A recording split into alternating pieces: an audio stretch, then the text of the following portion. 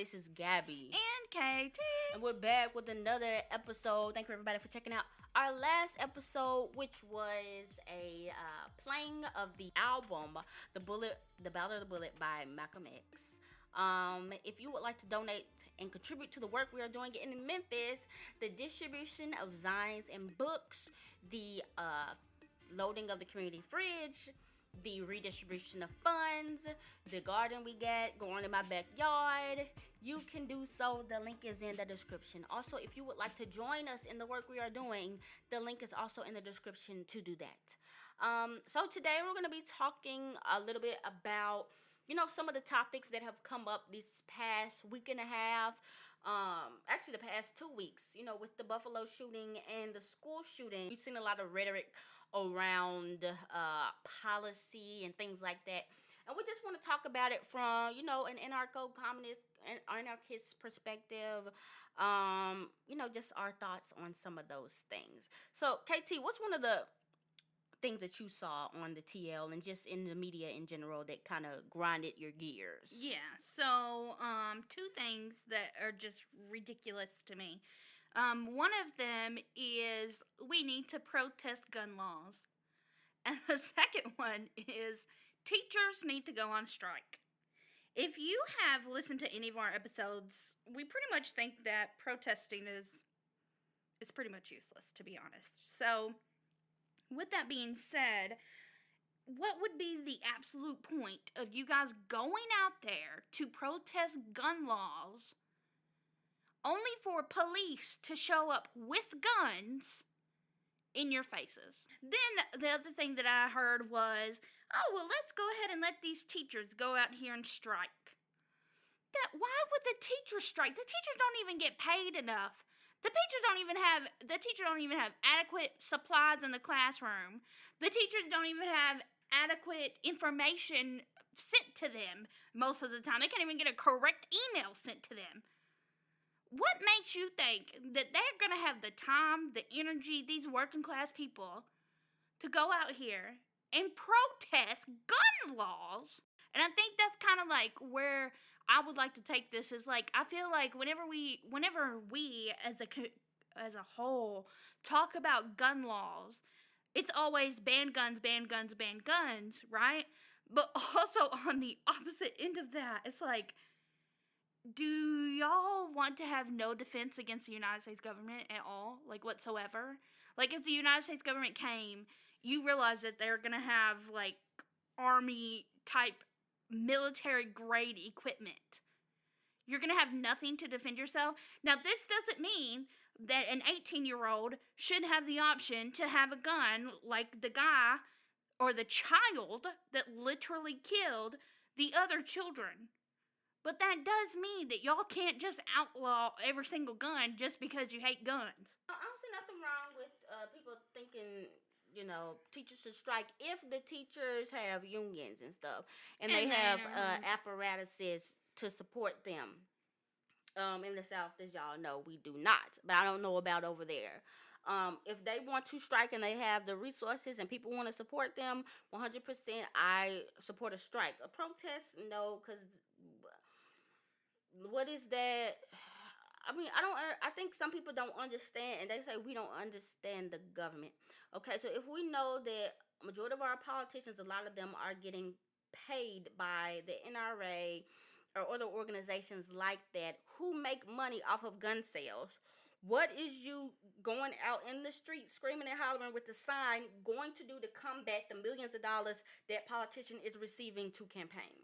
And I feel like that's something that people miss out on. But we talked about protesting a gazillion times. We know that. Yeah, I feel like, because at one point I was on the, we need better, stricter gun laws because AR-15s, that should not be so readily accessible to people. If that's become the brand and the gun of choice for all mass shootings, I don't think we need that.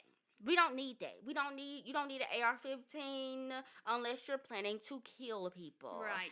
And that's not even a self-defense killing. That's just you getting ready to spray a multitude of people to murder them. So yeah, I don't feel like that needs to be sold anyway to the public. But as far as guns in general, yes, I'm not for the gun ban because, as you know, we are very pro protecting yourself and arming yourself. And especially in this day and age, you don't want to sound old, but in any time, the cops are not going to protect you. Nope. They're gonna come after you done get bugged. They gonna come after you done get attacked. They're gonna come after somebody done broke up in your house, in your car.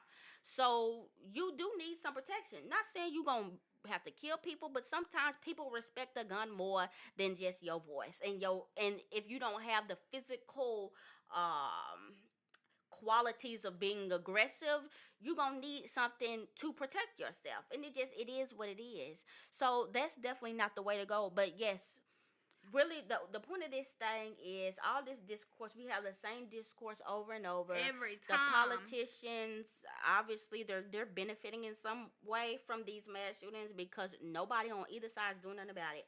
But really, all this discourse and stuff is just going around in circles to not address the number one issue in Yep. America.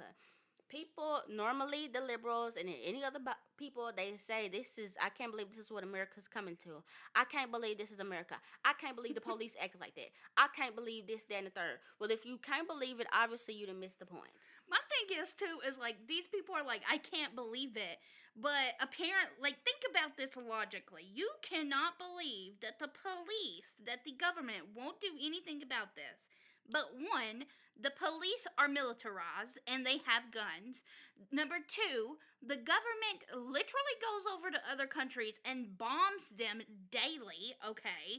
And three, they don't care. The government does not care that there has been centuries worth of genocide for indigenous people and for black people. Okay? So how in your brain can you logically say, "Oh my gosh, the government isn't doing anything about this"? Are you so privileged? Have you learned nothing from history? Do you know nothing about anything? No, that what you would that? Yeah. I mean, the majority of those people are white. We know this, but they're also quote unquote leftists who are really just liberals who feel like, okay, well, we should go out here and protest and maybe we can just beg the government for some rights.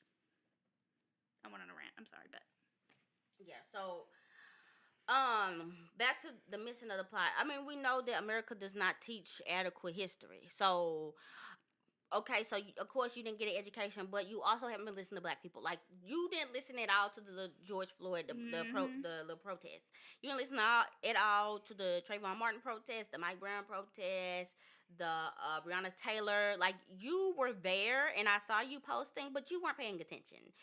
That tells me y'all were just doing stuff for clout because I gave plenty of people reading lists. I gave plenty of people books to read. Y'all didn't read no books. Y'all didn't read no books if you are surprised. And that's what we talking about anyway. A lot of these people, when stuff like this happens, that's when they true colors show. Because these are the same people that claim, I see you, I hear you. You ain't heard a thing. You have not heard a thing. And that's what we were talking about. Fascism is nothing new. Fascism has been here from the beginning. Genocide of people, the mass killing of people is nothing new. That's something that's been happening since the beginning of America. Yep. You being surprised means you do not know the history. You have no idea of the history. The fact that there are 202 mass shootings that's happened this year and we've only heard of a handful, that should tell you that this is just what this country is about. This is what this country's always been about. This country has always had race riots, murder sprees, lynching parties. Yep. This country has always been a murderous, genocidal, racist place forever. So in order for you to change it, what in the world is a gun ban going to do to change what the foundation, that's what we're trying to get y'all to see, the foundation of this country? What's a gun ban going to do? What's security going to do? What is a background check going to do? It's not going to make a difference when the root of the cause is white supremacy, right? And that's kind of where we should bring it to, because there was a conversation that you saw on the TL about white supremacists and how white supremacists are all pro guns, they're pro guns, and they're pro life. But then here comes 19 children, and one of their children are affected by the pro gun, pro life that they're toting and happy about, and all of a sudden it's a problem. Yeah, what's his name? Shaheem got into it. A lot of white leftists and stuff were very, very upset. A lot of white people in general were upset because they brought up the point that one of the guys whose daughter was killed in the shooting was a Kyle Rittenhouse sub supporter, was super pro gun, was like, you know, you're not gonna touch my gun, don't tread on me, yada yada yada. There ain't no wrong with being pro gun. But there's also a correlation between being pro gun, being pro Kyle Rittenhouse, being anti protesters, anti BLM, and all that stuff. So pretty much what that guy was trying to say was, your ideology, your principles have consequences. Right. This, what your beliefs are the same beliefs that funneled in that guy into becoming what he was and shooting up that school. Yep. It's the exact same pipeline. I'm sure y'all watched the same YouTube videos. I'm sure y'all had the same talking points about certain things. And people said it was not the time and not the place. It was not the time and not the place to have the conversation that we've been trying to have this entire time, that this is not something caused by individuals. Nope. That this is something caused by the ideology of America. Yep. It's not the time because the guy's daughter just died. Here's the thing. Listen to this, guys. Because this is what I'm trying to see. And I want to shout out your Aries comrade. I'm link her in the description, because she made a very pointed point. As far as leftists go, and white leftists or whatever, y'all be the main ones talking about revolution, this, that. We need our guns. We need to arm ourselves. Right. Seize the means of production. But we can't even call a thing because you're scared of hurting somebody's feelings? Oh, literally. I mean, that's really what it was. It came down to, is like, oh, it's not the time because you're gonna hurt their feelings. What? When will be the time? That's the thing. A lot of times when people, what I've noticed, when people say this is not the time, what happens is it never becomes the time. It'll be a year later and they'll still say it's not the time. Or it makes them uncomfortable. Yeah, that's the thing. Yeah, that's the thing. But how are we going to, where's my question? How are you going to have a revolution if you don't like being uncomfortable, if you don't like making people mad, if you don't like hurting people's feelings, if you are potentially going to trigger people? What do you think a revolution is? You think a revolution is going to be rainbows and smiling? You think a revolution is finna be painless? You think a revolution is going to be simple? It's going to be complicated. It's going to be violent. Like, that's something that's really important. I think a lot of people don't really understand, because we've kind of taken on this, quote unquote, like a lot of white leftists have taken on this personality trait, and they've made revolution and rebellion like their own type of like personality, aesthetic, whatever. And the thing about a revolution, the thing about a revolt, a rebellion, it's violent. You cannot fight violence with non-violence. You cannot. You have got to fight back with violence. So when an actual revolt comes, you might just die. And we've talked about that previously. We talked about that, like, I feel like every episode now, is that people do not understand that a revolution means violence. A revolution means, that's what I'm saying, you can't have a revolution if we can't even say, like, have real talk. If we can't even call a thing a thing. So the fact that all these white people were like, oh, the decorum, this is going to send him back to whatever. That dude already was saying he don't feel no different. Exactly. Y'all, we will never get anywhere with some of these people. But this is a good filtering out. All them people that were calling that guy out, it's a good filtering out. But here's the thing about them, and something that I noticed with a lot of white people who ain't never gone through nothing, a lot of them who don't have any other marginalized identities, they don't know what it's like to talk to somebody who is delving into ideologies that oppress them. They don't know what it's like to interact with those people. So they will say, yes, oh, well, you know, it's not the time, it's not the place. what we have learned, what as black people, whether you're black, whether you're poor, whatever, you cannot be nice to these people. These people want you dead. If you were the one in the building, these people would be the ones saying you deserve it. They were saying the protesters deserve it. We're not even saying the man deserved to die. We definitely ain't saying that baby deserved to die. None of those babies do. I'm thinking like from like, I hate this, but like white culture, and really it's just white supremacy. But like, if you think about it from a white supremacist point of view, you're right. It's about decorum. It's about respectability. It's about purity. It's about being pure, not bringing up the negative during a negative situation. It's like this fake positive type stuff. It's very unserious behavior to me, and I really think that people need to see where their priorities lie and what really is the main goal. I feel like people are very caught up in thinking they can convert everybody and thinking that everybody will be saved. But here's the thing about it. First of all, y'all, there's something else. These people are so obsessed with converting the fringe people. The people that are already on the alt-right pipeline just sliding down. When there are all these people around you that may be liberals, they may just be regular old-time Republicans who literally are not too far gone that can be saved. But you're spending all this time saying, oh, don't punch a Nazi. Oh, don't be too mean to this racist person because then they'll become the alt-right. Oh, let's not do this. Oh, let's not do that. And you're forgetting what is the point of this. The point of this is to build enough community, enough camaraderie with people, and organize enough people so that we can get stuff moving. But I didn't like the way people were piling up on them folk. And then being anti-black anyway, y'all just, some of y'all just be waiting for a reason to be anti-black. Saying that the person used AAVE therefore was unserious. And girl, just shut up. Let's talk about this whole thing. Now everybody's back on this defund the police thing. Oh, yeah. Now defund the police is back in action. It's getting back hot. No. The way y'all doing it is no. I saw somebody sharing that little thing with Ben and Jerry's. Ben and Jerry's had that big old, it's a picture. I'll see if I can put it in the video. It's the big old pot. It's got a big old bowl that says police budget, all these billions of dollars. And then it has these little small cups that say affordable housing, red flag, mental health, whatever, education, this, that, and the third. And it's got a black hand, of course, with the little spoon, putting the little ice cream in the little bowls. Those bowls are already filled up to the brim, so there's nothing else for that money to be done. So I guess they're saying after those bowls get filled, we can keep the rest of the police budget. No.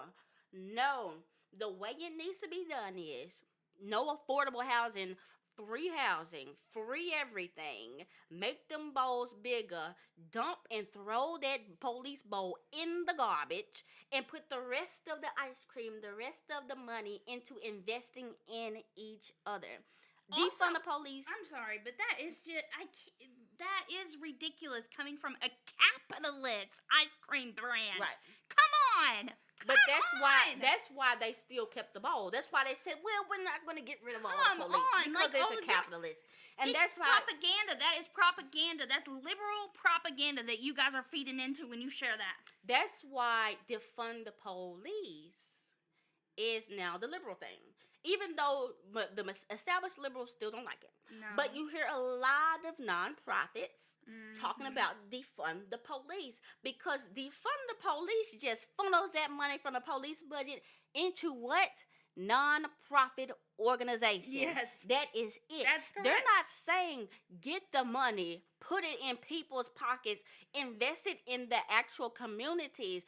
Those little affordable housing will be a nonprofit. Their little mental health will be a mental health nonprofit. Yep. Their little education thing will be a school that's get all these nonprofits and stuff in it. That is just another way for the capitalists to still end up on top and still end up in charge, because they're going to be the ones funding the nonprofits. It's just a way for it to seem like there's progress, but how much progress can really be done if ultimately a capitalist is still in charge and the one saying how our money is going to be funneled and who it's going to go to?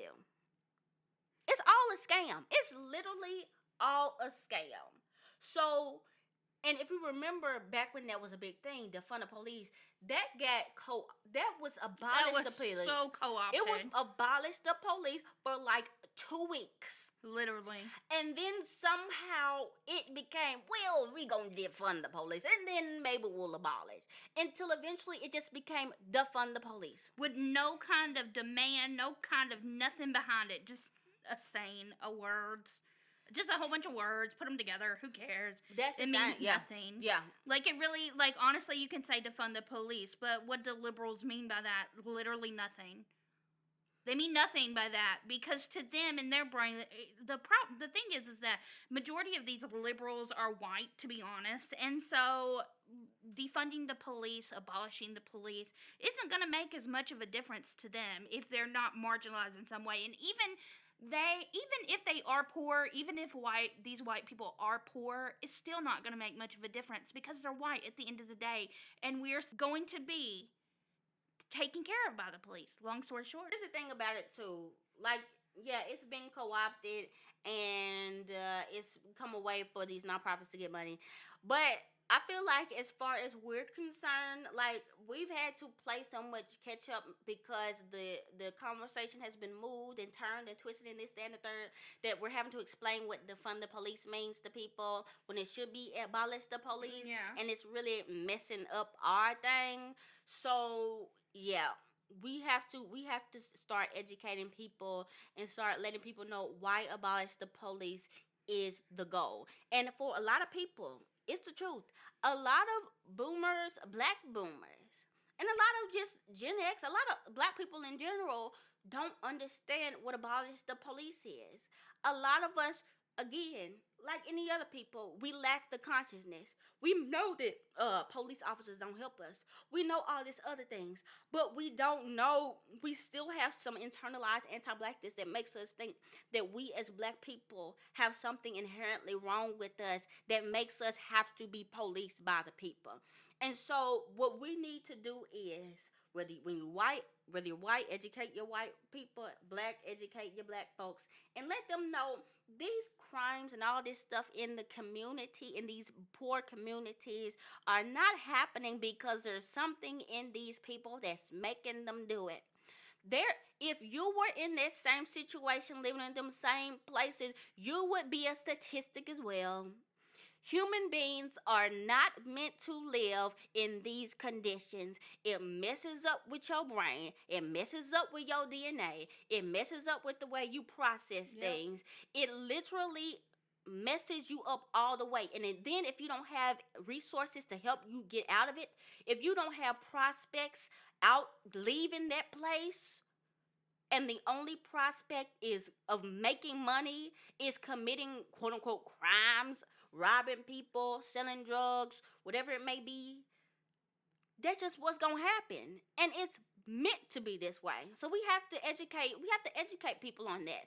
And then educate them that the police job is not to protect citizens. It's to protect the law. Who makes the laws? The capitalists, the people in office. They are rich. They have upper, middle, upper class incomes. Okay? It doesn't matter if they're black or white. They are there to protect the rich. Literally. That's their purpose, is to protect the laws. And where are the laws going to be against? Who are the laws are going to be against? The poor, the black, the Hispanic, the immigrants, the queer. In the 80s, if the police were so concerned about protecting people, why were they busting in the crack houses, beating people up, stuff like that? Users of drugs, not even people that had the guns, just people who just was in there doing drugs over there, terrorizing them people, locking them up for eternity. The police are not there to help us. And honestly, if there was a mass influx of populations, like the Hispanic population or the black population, it was getting too many people, them people wouldn't care at all. They just let us do whatever. But they have a job. Like I said, in Memphis, their job is to make sure the poor black people do not go into them areas where them white people are at. And to yeah, make sure the crime is kept in them little boundaries. Yeah, of course. And that is it. I want you to literally go. Again, we've said this. Go to these neighborhoods. Look at these main streets where you have majority homeless people on these main streets, majority black homeless people on these streets, and then look one street over, and I promise you, there will not be a single homeless person there. And there'll be the little police boxes. Yep, that is correct. Yeah. So yeah, so I guess that's our call to action, guys, because there's a lot of emotions right now. People don't know what to do. People are feeling helpless. People are feeling hopeless. But again, times like this are times where we can provide the answers. The answer, some part of the answers is this is a white supremacist, capitalist, patriarchal society. Mm-hmm. The only way that we're going to get to the root of the issue is when we get to the root of that. Yep. Education is needed. Also, police. Police must be abolished. All that money, if gone into our communities, not through nonprofits, if invested in our communities, you would see a change, but that's not going to happen under capitalism. So if that's not going to happen, we have to put matters into our own hands and make it happen. And that's what we're trying to do. But yeah, that's pretty much it. You got anything else? No, that's pretty much it. Guys, let us know what you think.